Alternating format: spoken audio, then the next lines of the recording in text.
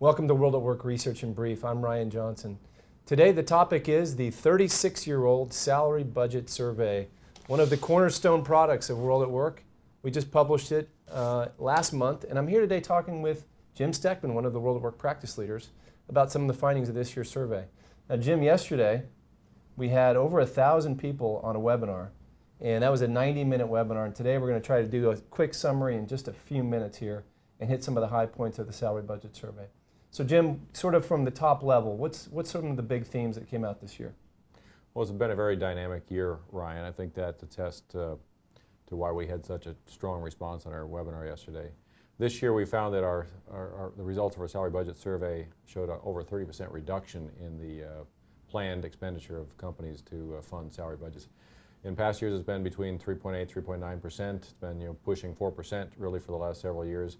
This year we saw it down to 2.2% is what companies overall are planning to spend on salary increases for their employees. And a lot more zeros this year, I'm told. A lot more zeros. Normally we see 1 or 2% of companies reporting no plans to fund salary budgets.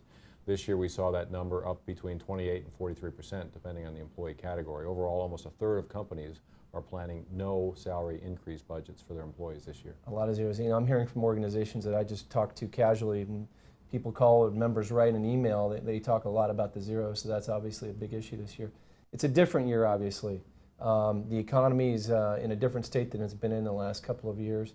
So what would you say to those practitioners that are wondering about how they can benchmark this year, or whether they should even benchmark this year? Are there other things that they can do? Are there other ways that they can look at this?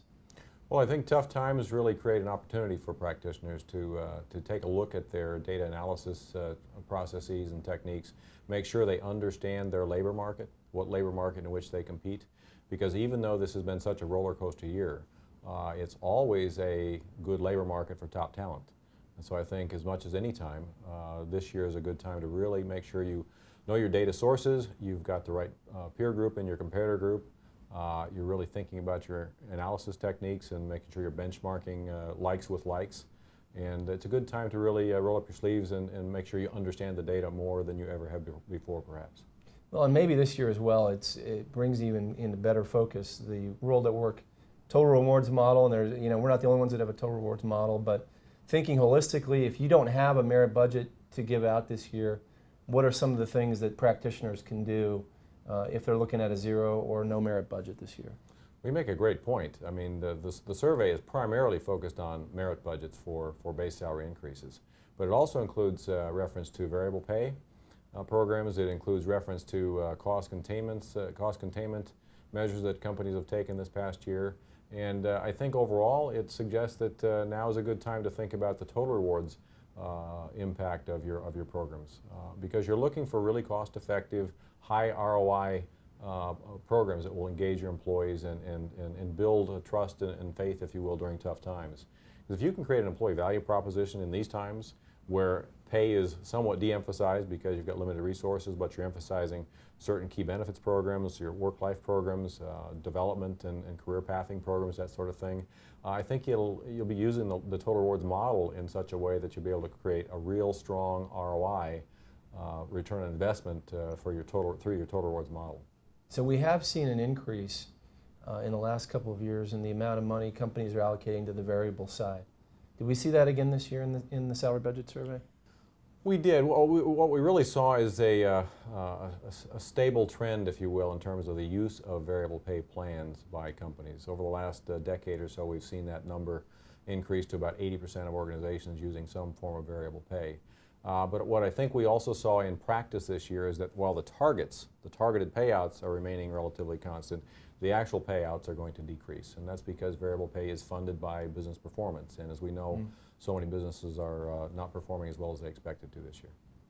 So just maybe for the practitioner out there who's watching this, dealing with this low or no merit situation, is there a good piece of advice? Is there a silver bullet that you can give that practitioner as they try to plan this year? Well, I'd offer two ideas, I guess. Number one, just because it's a slow market, if you will, from the standpoint of of limited resources and merit budgets being reduced so dramatically or even zeroed out in many companies, it's no time to throw away the surveys because the market's not moving. Because the markets are moving. We've seen a sectorization out there in terms of some sectors moving along quite briskly. I mean, while we had roughly a third of organizations reporting zero increases, half or more of organizations are still delivering a 3% or greater merit budget. In fact, some 20% or so across most employee categories are even delivering 4% or greater merit budget. So I think you really have to understand the marketplace in this dynamic market even more closely than you might in a more normal year. The second point I'd make is, as I mentioned earlier, top talent can always find an opportunity. There's always a labor market for top talent, and so I think you need to be focused on your top talent and their engagement and what your focus is on their future development paths, and make sure that they know that you're counting on them in the future and that they're valued. I think that'll pay off for you in the long run. Now, what about the, I don't know how your crystal ball is, Jim, but the salary budget survey talks about future and trying to predict future merit increases. Is there any optimism on the horizon here, or what are we seeing for the coming years? Well, I'm glad you offered the caveat that we have no crystal ball, but the data did suggest that people are somewhat optimistic. I mean, the numbers for 2010 are a little bit higher than they are for 2009, but I think there's a wait-and-see attitude out there that characterizes the overall market. Jim, I want to thank you for being my guest today. For World at Work Research in Brief, I'm Ryan Johnson.